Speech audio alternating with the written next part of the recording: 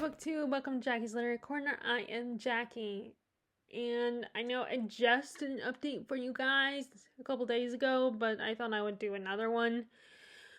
And I'm kind of in this place where I made the mistake of, I read a little bit, and then I decided to take a break, and I started watching videos on YouTube, and then I picked a really long video that was discussing basically doing a retrospective on a show that I was somewhat familiar with, and I was kind of intrigued because I'm hearing there were aspects of the show that were really weird and controversial. It's Life with Derek that came out in the early 2000s, and I watched a couple episodes. I mean, I remember watching a little bit, but I was kind of starting to age out of it.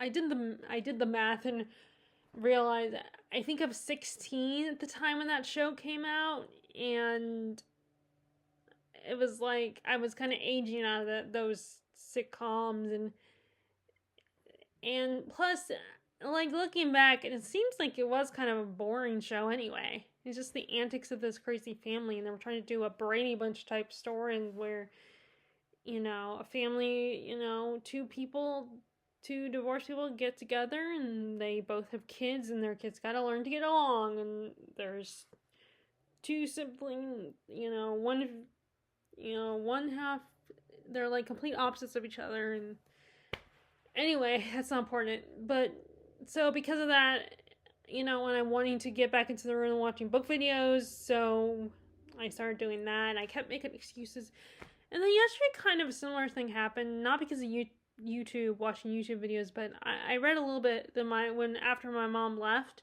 to go visit my grandmother. It's just then I decided, at the spur of the moment, I decided to reorganize my library again. I've done this before. I've done the reorganizing my library before multiple times, but where putting the books that I bought off of thrift books on a separate shelf so that I go through all those books. And then as I'm going through this, I'm starting to realize my shelves are filling up again. So I'm like doing a bit of an on-haul, looking through the books and seeing what books I've read or what books I bought a couple years ago, and I've decided I'm probably not going to read this, and kind of getting rid of them. And I'm not one of those people, or at least I don't think so. I'm not one of those people that, yes, I am that person who will buy more books than I get through the books, but I do read them. I'm not just saying, I don't want to read. I usually intend to read most of my books. I literally do, and a lot of them I do end up reading. Not always. I just took some off of there today that I never got around to, and I had to ask myself, am I really going to read this? And I also look at Goodreads reviews and read them, and yeah, I know I should make my own decision, don't let someone else influence my decision, but sometimes you just gotta, but for me, a lot of times these other people's reviews and reading through their reviews kind of encourages me to be it kind of helps me make a decision if I really am going to read this. Am I really interested in this or not? Looking at what were their reasons? Do their reasons apply to me? Kind of thing.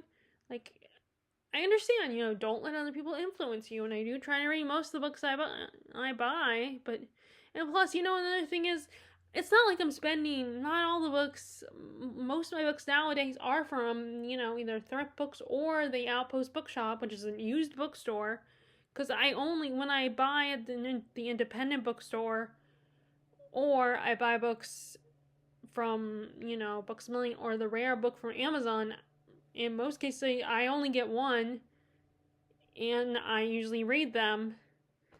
And then with the other books, like I said, they're either from thrift books or the Outpost Bookshop, so I didn't spend a lot of money on it. So anyway, yeah, sorry, because people talk about overconsumption, I feel like I have to defend myself and explain, and justify myself, and maybe that's bad, but I feel like it's not, it's not right to, make someone feel bad about it. Not that, granted, luckily I haven't anyone directly tell me, oh, how dare you. I've just, because I've chosen to watch some of these videos because it is an interesting discussion to watch. But anyway,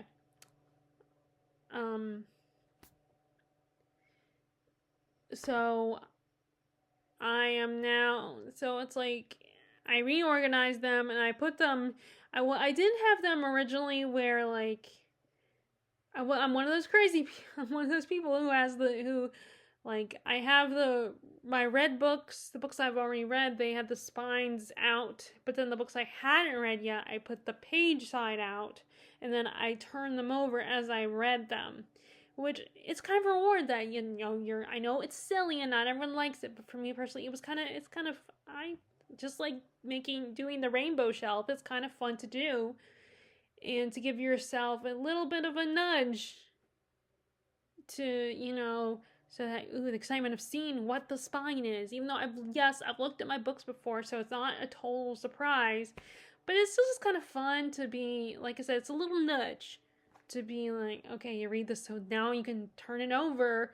You get the reward of being able to turn your book over and see the spine, and it's, and sometimes it's the little things. Sometimes it's the small little things that make people happy. And I know for some people it's stupid or it's silly or whatever, but, sometimes we gotta take advantage of the little things.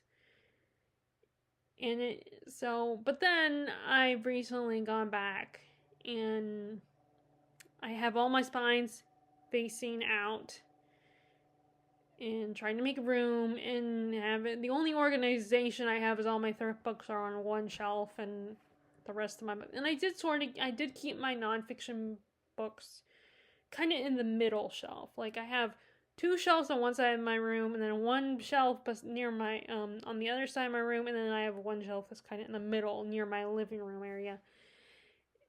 And, I put a lot of my nonfiction books there. But anyway, which means I spent most of the day doing that. And then my uncle was visiting, and my dad and my uncle, after their day out, they were like, do you want to go out to eat?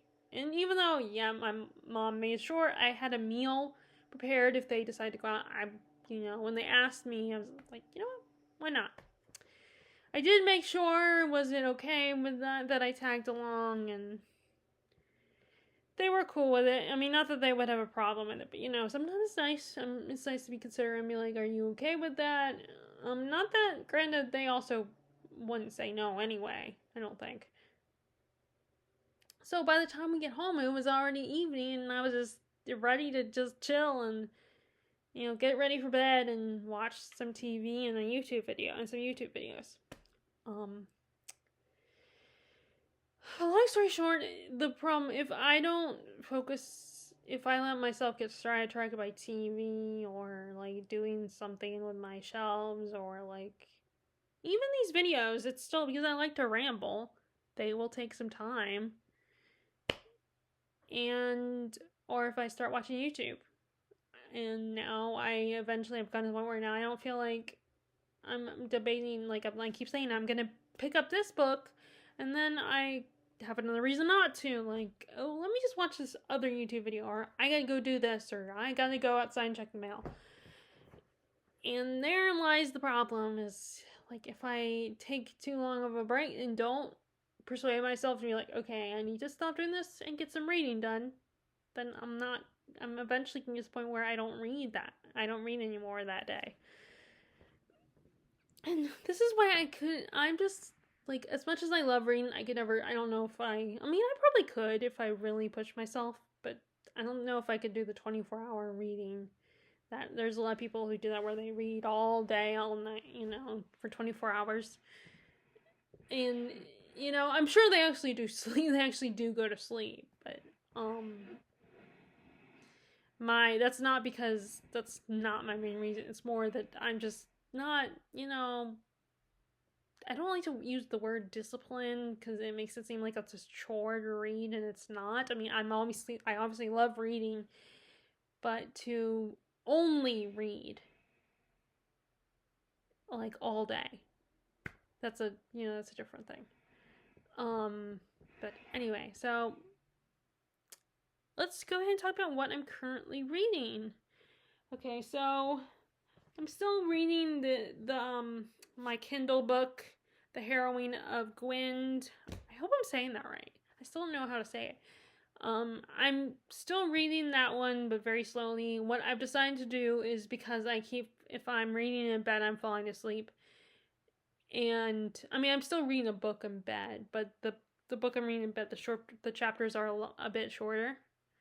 Like, I almost need to read in bed. I need to read a book where the chapters are short and quick. Granted, the current book, not that the current book I'm reading in bed, the chapters are like thriller-like chapters, but they're action-packed oftentimes, not always, but yeah, I need to, when I'm in bed, because I know I'm gonna fall asleep, and I want to at least accomplish a chapter, or at least get to a stopping point before I stop, and because I have this pet peeve, I don't like stopping in the middle. I always like to stop in a section. I mean, in this, like, currently actually in this Heroine of Gwynd, I ended up stopping in the middle of a section because because I'm trying to stick to, I want to make sure until I get into a routine, I want to make sure that as soon as it hits 10 o'clock, which, I have an alert for, not like I don't set an alarm clock for how long I read, but it's for a different reason, that I have an alarm that goes off right at 10, and I just want to stick to that. Because I like having a routine. It's very comforting. It means I also get things done.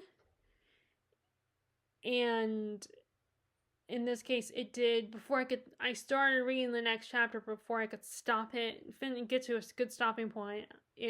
My alarm that said it was 10 o'clock went off, and I did check to see how many pages left until, like, there was either a page break or the end of a chapter, and it was quite a few pages, so I just went ahead and stopped in the middle of the chapter. But most of the time, I don't like it.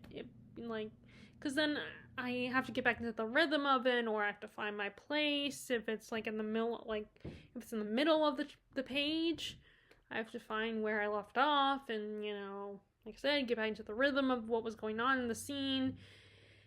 And but I'm put in a position where it's unavoidable. I mean, in this case, nothing was forcing me to stop right at 10. I could have kept going, but like I said, I want to stick to the stopping right at 10, unless it's only a couple pages long to get to the page break or the end of the chapter. If that makes any sense. I know for some people it probably doesn't make sense, or it seems silly, or it's like, oh, no one's forcing you, or you don't have to do it this way. You're not obligated, or you're not getting a grade or anything, but I just like doing things that way. So I'm just explaining that because, that there are a rare occasions where I'm either forced to, or where I have to stop in the middle of the chapter. And it's not a stopping point. It's kind of like when you put something on, a movie or a TV show, on pause because you gotta go to the bathroom or something. But in most cases, I try to read, in my current book I'm reading in bed is one of those books where the chapters are short. They're not quick, but they're short. Or not quick in the sense of, and it's an action adventure story, put it that way. But, anyway.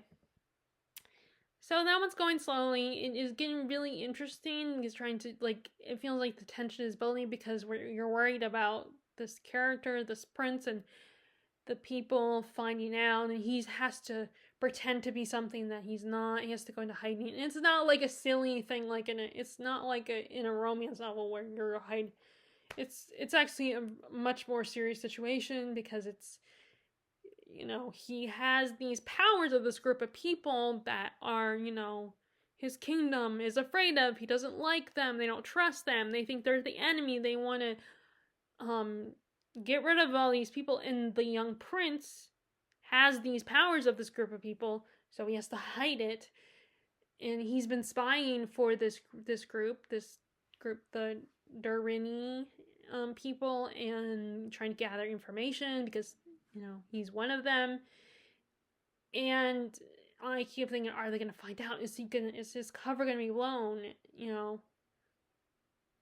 It's interesting though because the Durini do things that I'm like, I can't blame these people for not liking you guys all the time and not trusting you.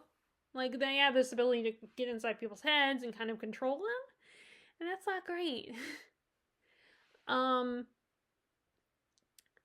I do like how it's not, it's very shades of gray, and it's these guys are not completely good guys or bad guys.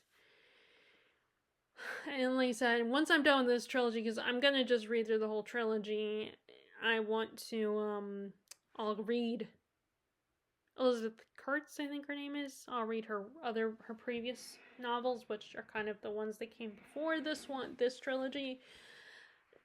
And but yeah, I'm getting very nervous for Prince Javin, is his name, and wanting to know. And like another sneaky thing is this one character is pretending to be someone who's cleansing people of the Durini powers that they have, and the people are trying to redeem people, bring people back to the light of God and everything. And it's kind of a con. And although I think they probably explained it, why he's doing it. Like, is he trying to get these other people off their backs, or trying to protect the Durini people? But they pretend they're doing like a cleansing ritual, releasing them from the power of the Durini, and like kind of a baptism, and getting rid of the power, the magic, the voices in their head, and kind of that, like that. It's that kind of thing. It's a big con that I'm up to that point. And basically the Prince Javin has to pretend to be, he's like, what he's trying to do is pretend to be interested in the church. He's the middle child. He's not the oldest child. But if his older brother dies, he will become the prince. He will become the king. But right now, it's his older brother Alroy is the king, and they're keeping him. His advisors, like the bishops and all, are keeping him placid, trying to keep him under control. And meanwhile, Javin's not as easily controlled, but he also is able to manipulate them and make them think that he has intentions to go into the church and take on a priestly role like their father did. And he might have to really go into it and really get more involved in his masquerade, his pretending. And of course that could potentially be dangerous, because if he really becomes part of this, then that's not good for the Durini. Anyway, so that's where I am in that book. Like I said, I'm going slowly with it. I'm choosing to read, but again, that's the one I'm reading at 9 o'clock for an hour.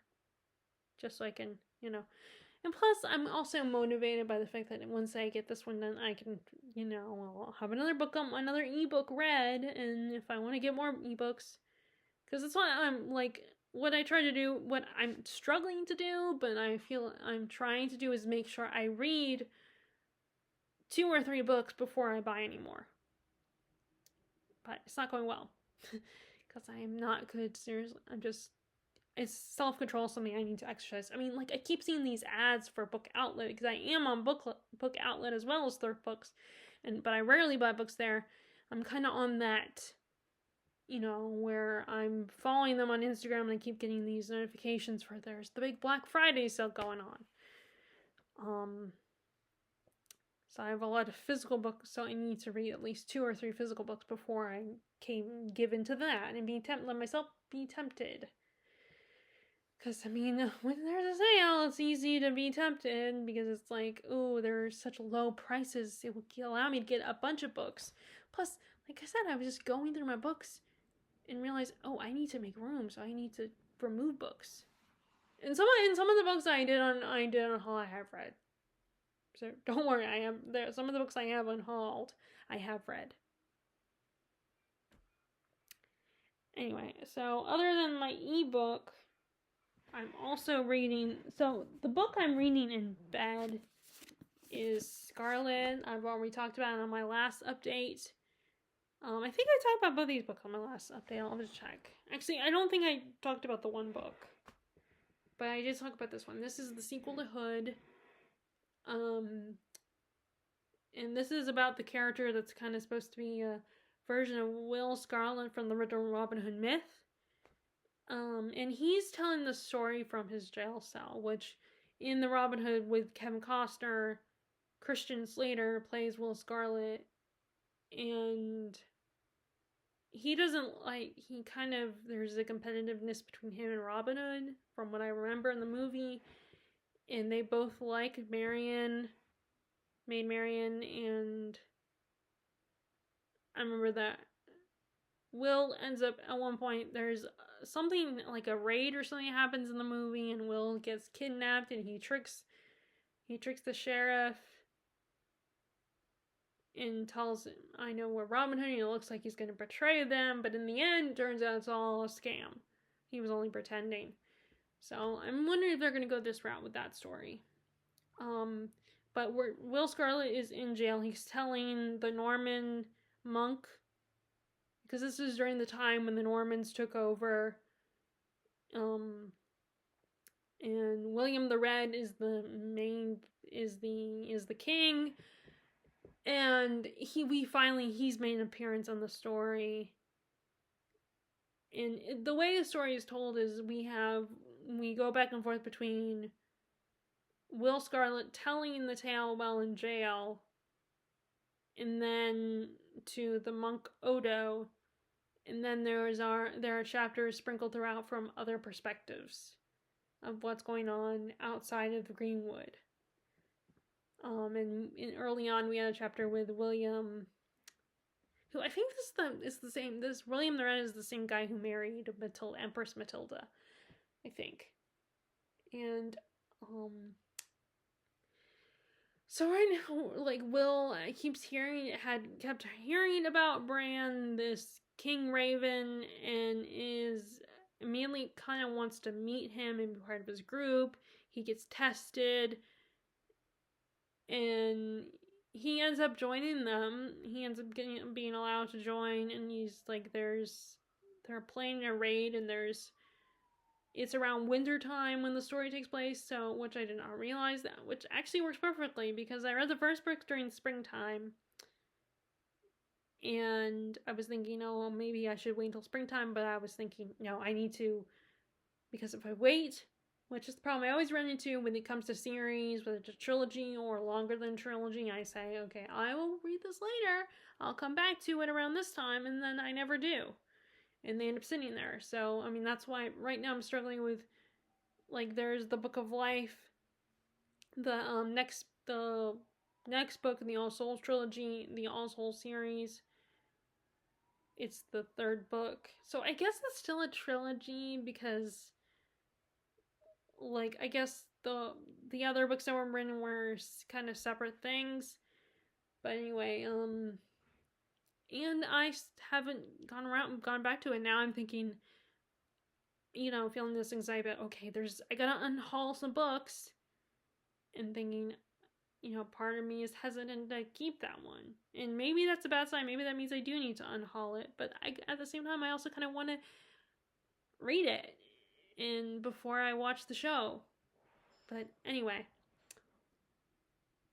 But since part of this book seems to be taking place during winter time, it works out that I'm reading this now. And let's see. Also, the only other thing that's going on is Marion is, like, Will, like in that movie, Will seems to have a crush on Marion. And there's this, like, Marion and Bran had a really interesting relationship, because, like, there's feelings between them, but there's also resentment and frustration and annoyance with each other, and he's kind of holding her hostage in the Greenwood, and she's like, you can talk to my dad. You guys can negotiate, and then I can go free. And he's like, don't worry, I'll do it, but you gotta stay here for a little while. And she's really angry at him. Although at this point in the story, once Willow's joined them, there's some reluctant, like they still fight with each other, and she's still frustrated, but she's like, okay with the situation. Not okay, but she's a little more less angry about it. Put it that way. But she's also kind of frustrated because Bran's raids aren't going to help them, aren't going to do anything, not much of anything. They keep trying to steal, and she wants them to do more than just raid and actually maybe talk to them and stuff. And she even tries to get Will to side with her, and he does briefly, but then he's like, well, I'm going to be loyal because Bran is now my master. I'm working for him, so, and I don't want to be reckless and provoke him or anything. Also, the rave thing is really cool. Like, I would love to see this on screen. I mean, I know they just came out with another Robin Hood retelling, but I think it would be really cool to see this version. But I mean, there's probably, like, was that Robin Hood TV show a few years ago, and there's the Disney cartoon, there's the one Kevin Costner, there was the one with Russell Crowe that came out, and Cate Blanchett that came out a few years ago. There was one that just came out. There's been so many versions, so it's like, you don't want to do another one. So I guess the only one I can enjoy that by reading the books, reading this trilogy. But anyway, and as you can see, I'm not very far into it. But yeah, I'm really enjoying this take on it. Like, and it's kind of cool to take it in a new direction, like or at least a new setting, and explore a part of English history, a different part of English history before Richard the Lionheart and Prince John were running things. It's also, as I said last time, it's also kind of funny because I'm listening to some podcasts on English history, and podcasts are talking about, and one of the episodes talked about Prince John and Richard the Lionheart, and how Richard the Lionheart was not as heroic as people think he is. But yeah, which I think I mentioned that last time as well. Last time I updated you guys. But I'm trying to say, do I read a little bit now? I mean, I will probably need to read right after filming, because in a few hours we'll probably be thinking about eating dinner. Anyway, so that's where I am with Scarlet. And then here's the new book. So this was the book that my dad's friend got me, and I finally have, made some progress on it, because I got it during the summer, and it was like, I hadn't read it yet. It's like, okay, I need to read this so I can, thank this woman, send this woman a thank you note, because I was thinking, let me read the book first, and so I can talk a little bit about it. I mean, I probably won't say, I'll just say what I really liked about it. But I want to at least be able to say that in a thank you note legitimately. So, and I had it picked up, and then finally was like, oh, God, crap, I forgot about this book. Let me read it so I can thank this woman, for buying it for me and let her know what I liked, and, like, honestly. And I finally did, and of course, I had a feeling, I suspected I would like it. I didn't think I wouldn't like it. I assumed I would, but, sometimes these kinds of books aren't always my first choice to get into, because I kind of want to read books that, escapism and all that. But yeah, I figured I would still enjoy it. So this takes place in the late 30s, just before World War II. And our main character, Woodrow Wilson Nickel, yes, Woodrow Wilson, I wonder if that was a trend for a while, naming your kids after presidents, because that's not the first time I've seen someone with the name of like Washington Black. his name is George Washington Black. In that book is Washington Black, and I read it, and I'm watching the show right now, and he's like, was that popular at one point to name your kids after a president? I guess. I mean, I don't hear people name their kids George Bush or Barack Obama anymore. I mean, or like Bill Clinton. I've never seen anyone name their kids. Maybe there probably are people out there that do name their kids after presidents. But anyway, so he is a kid from the Dust Bowl. He lived in Texas, and then his whole family is the Dust Bowl destroys their land and their crops and everything, and then his mom and dad, and I don't know if he had a sibling. I think he had a sister. They all died. He survived. He ends up in, I do not, I want to say New York. He treks all the way to New York, and I think he has a distant relative, like a cousin or something, who takes him in.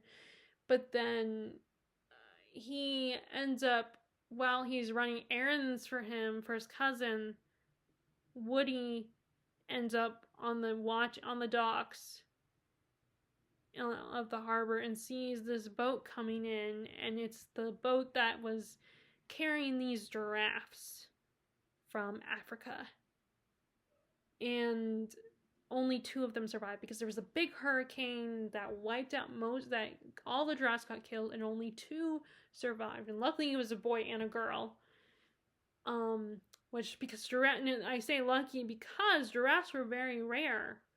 And we see this whole story is basically Woody remembering this experience. He's an old man. He's 105. He's living in a nursing home.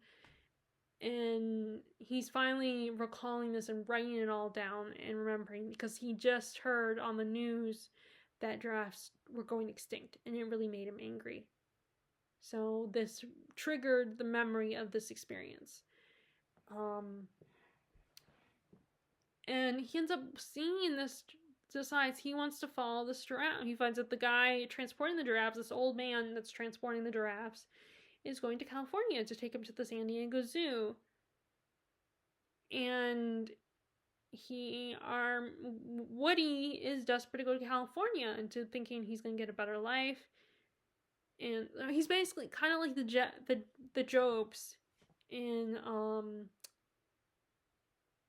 is that book called? Grapes of Wrath. And he sneaks on their truck and finds a way to follow them along this, and he doesn't want to get caught because he doesn't want them to, kick him off because he's desperate to go with them. And he goes along, and along the way he meets, and they're also being followed by reporters. This one particular reporter and his camera woman, and it's a young woman that's a little bit maybe the same age or close to the same age as Woody, and they're following them along the way as well. And eventually, so the guy, the old man, he always remembers them as the old man. He can't drive the truck. He has gnarled hands. He has lost some fingers, so he's unable to drive a truck. So he has to hire a guy to do it. And it turns out the guy is an alcoholic. He's a drunk, and has no respect for the giraffes. I was about to come on the word giraffes with animals. He has no respect for the giraffes. He doesn't care about it. He's always drunk. And eventually, Woody is seen by the old man, and he also is forced to fire the truck driver, and Woody volunteers to go with him. And he doesn't really trust this kid. He thinks he's just some random hitchhiking bum and everything. But, Woody convinces him. But he also is like, you can only accompany us up to DC. And meanwhile, the camera girl is also following them. She's a redhead. So he calls her Red. She's also following them as well. And Woody kind of has a crush on her it's like love at first sight for him, and she, like the two of them, is eager to, like, she loves these giraffes. She's so excited to see them, wants to touch them, wants to get her photographs of them in Life magazine, and she really, like, these people just love these giraffes and see that these giraffes has wisdom and there's a beauty to these giraffes. You know how they kind of feel about these giraffes, how a lot of people, the horse girls, feel about horses, where they see inside their souls, they hold such value to these giraffes, which is interesting because Woody, his dad put it in his head that, you know, who cares about animals? We're just meant to eat them. They're just animals. So he has these conflicting emotions where he falls in love with these giraffes, but he also keeps hearing his father's voice in his head saying they're just animals, that it's a weakness and childish to fall in love with these animals. They have no souls. And he's just he's kind of doing battle with that in his head. Like hearing his father and everything. And slowly, as they're traveling, every time they run into trouble, he somehow slowly convinces Woody's, you know, the old man is forced to keep Woody as his driver. And although he's actually a year younger than the age that you would be allowed to drive, he had lied about his age. But I mean, he's only he's like, you have to be 18. He's only a year younger, 17 at the time. And so there is a little bit of animal cruelty in the story. You know, there's a dog that gets hurt. You see an injured dog at one point in the story. The drunk guy is kind of cruel to you know, not very good at helping take care of the giraffes. He doesn't really respect them. There's not a lot, but there's a little bit in there of animal cruelty. Not, like I said, not a lot, but. And like I said, Woody's dad was not. Like, he was a farmhand. All he saw his animals were food. He has no respect for animals. But I'm really enjoying this. It's a very sweet story. Like, if you're an animal lover, I think you would like it. You'll probably like this story and like this journey that Woody is on. Also, it's kind of funny, this whole, like, we go back and forth between him remembering and then when he's in the nursing home, and the nurses are in the nursing home are trying to get him to eat and go do something, and he's like, no, I'm writing this down, why are you stopping me? And he's also, I'm assuming he keeps seeing, like, he keeps seeing the girl giraffe, like if she's here with him, but he's the only one that can see the giraffe, which makes it really sad because on the one hand, you don't want to be like, okay, you're crazy and everything, and you want to be respectful, and you can kind of understand. But at the same time, we know no one else can see the giraffe. So, in other words, that means he's imagining the giraffe. Like, he still sees it's there with him, which is a mix of touching, and it's very touching, but also, like, you know, you worry about what does this mean. And there's one male nurse that he calls Greasy. It's this young man that, you know, he doesn't like him at all. He keeps trying to push him to eat and stuff. And it's funny, Nick Woody as an old man is like, you know, go away. I'm trying to write this down and get out of here. But then one of the nurses is a redhead, like Red, the young woman, the camera girl that he had a crush on. So he likes the redheaded woman. He likes her because she reminds him of Red, or Augusta, because she does have a name, Augusta.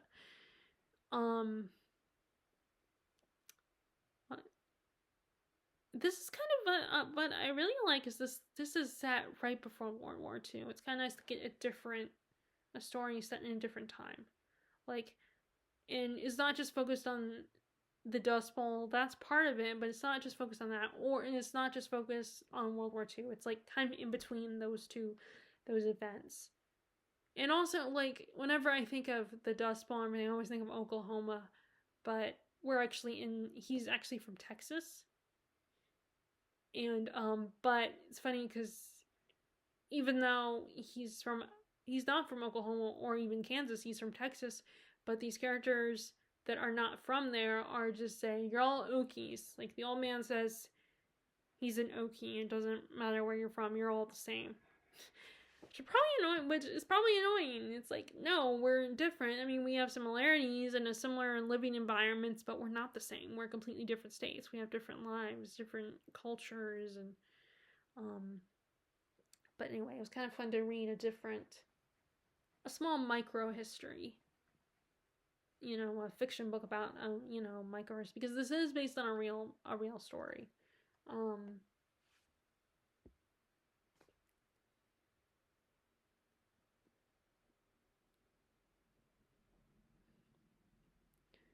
But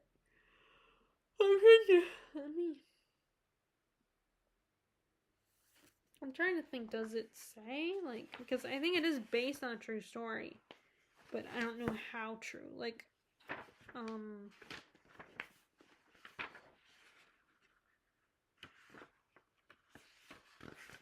let's see if it says it.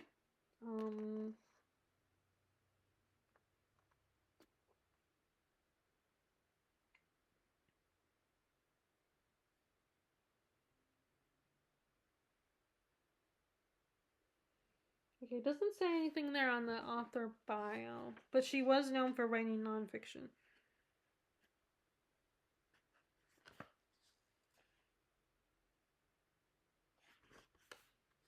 Oh, okay, so it has historical notes.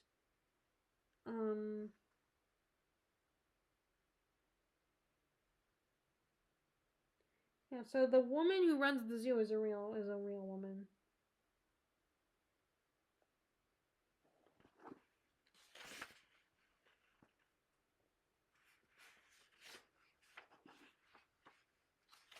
So,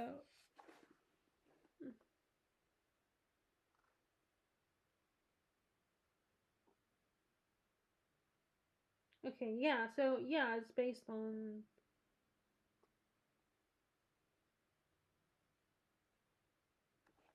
Okay, so yes, it's based on, which the woman who gave me this book, who bought this book for me and gave it to me, she did explain that it's based on a true story.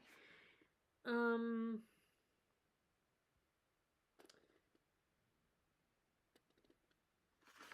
don't do that because I don't want to.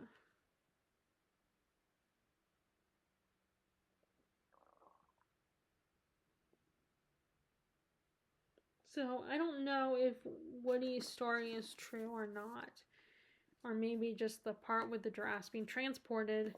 But I will let you know when I get to the end of the book. But yeah, so those are the books I'm currently reading, and then what I'm hoping to get to once I'm done with that, I'm gonna probably pick up this one. But also is another historical based on, I think, a real person. And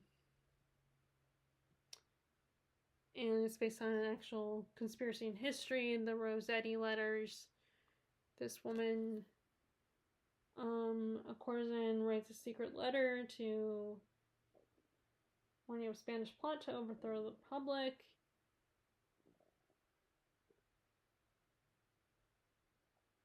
I mean, I think it's based on a real thing. I think. Yeah, it says it blends fact, fiction, and suspense. So again, those books are always interesting to me, where it's like they're based on, like, historical is always an interesting historical fiction when it's actually based on real life history. It's always interesting to me because it's like, and I think it makes you wonder what's fact and what's fiction, and which, people criticize like authors like Philippa Gregory, but when I listened to the interview on a podcast episode with her, she made a good point that that's the point of historical fiction. Like, it's supposed to take facts but blend it with fiction and make the story exciting, even more exciting and more engaging. And sometimes there are just sometimes real life history can be boring, although sometimes history can be just as exciting as nonfiction. Like, I mean, as fiction. Like, nonfiction history can be just as really thrilling, exciting too. But sometimes, yeah, and there are also the problem with history, especially depending on how old history is. Like, what Philippa Gregory writes, a lot of medieval history. Sometimes there's a way you can't know everything. Like, if you're writing history that's more recent, like early 20th century history, like, you might have an easier time of finding out as much as possible. But sometimes it's, but even then, like, there are things we can't entirely know. Now, if someone was still alive, just very old, you could also talk to them, or if they have descendants that are alive, then you could also talk to them as well. But even then, depending on how old this person, how far back in history, sometimes even the descendants of that person don't remember or know everything.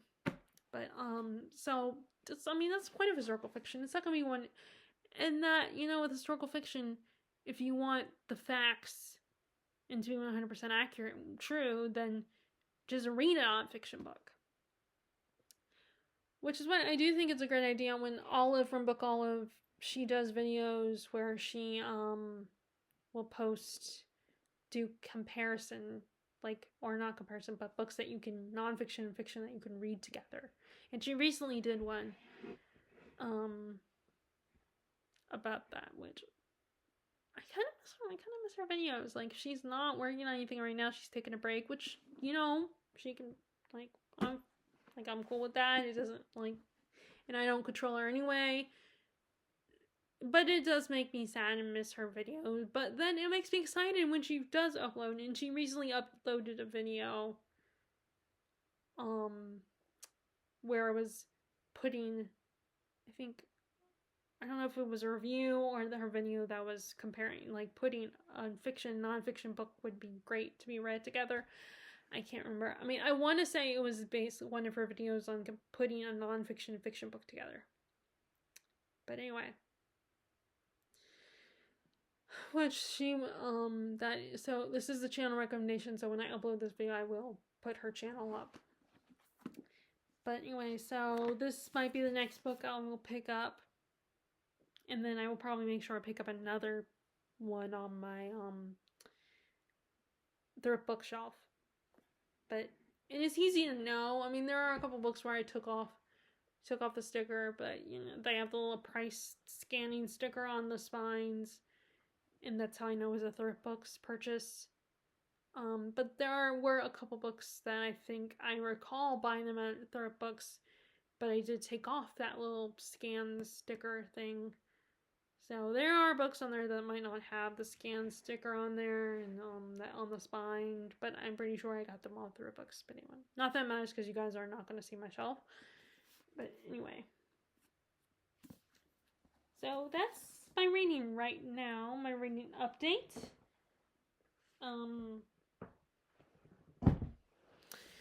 So I'd love to know what your guys are reading, although, like I said, it's only been a few days, so maybe you're not reading anything different. Maybe you just have an update with the book you've already, from a few days ago. Same with me.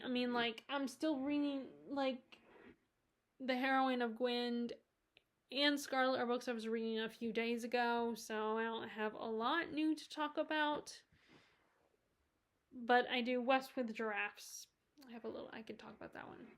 I had more to say about that one. But anyway, I hope you guys like this video. I hope you are enjoying your reading. And I will talk to you all later. Alright, bye!